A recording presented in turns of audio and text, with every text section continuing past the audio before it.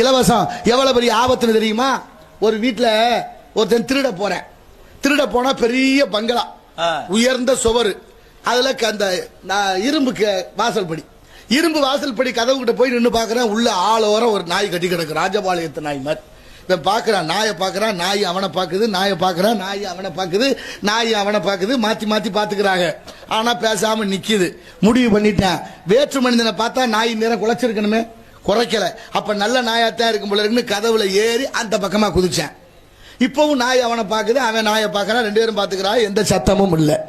ரொம்ப சந்தோஷம். கிட்ட போன நாயும் பேசாம நிக்குது, அவனும் பேசாம நின்ன.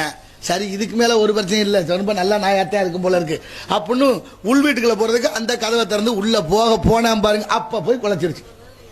நாய் குறைச்சோடனே பதறிட்டான். இவ்வளவு நேரம் பேசாம இருந்த படுவாய் போய் நாய் இப்ப போய் குறைக்குது அப்படின்னு வேகம் வந்து, என்ன பிரச்சனை உனக்கு அப்படின்னு சத்தம் போட்டு மடியில இருந்து ஒரு ரொட்டி துண்டை எடுத்து போட்டேன்.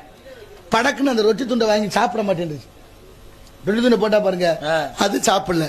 திங்க வேண்டியான ஏன் கத்துற அப்படின்னா, நாய் சொல்லுது, நான் இந்த வீட்டுக்கு சொந்தக்காரன் போல ஏதோ வழி தெரியாம இருட்டுக்குள்ள வந்துட்டேன். சரி, வந்தா வரட்டும், இருக்கட்டும் நினைச்சேன். எப்ப நீ எனக்கு ரொட்டி துண்டை போட்டியோ அப்பவே முடிவு பண்ணிட்டேன், நீ வந்து திருட வந்தவன், நீ சொந்தக்காரன் இல்ல. இலவசமா நீ ரொட்டி துண்டை கொடுத்துட்டீங்கன்னா ஒரு ரொட்டியை எனக்கு கொடுத்துட்டு நீ பல வகையா சுருட்டலாம்னு பாக்குறேன்னு யார் சொன்னது? நாய் சொன்னுச்சு.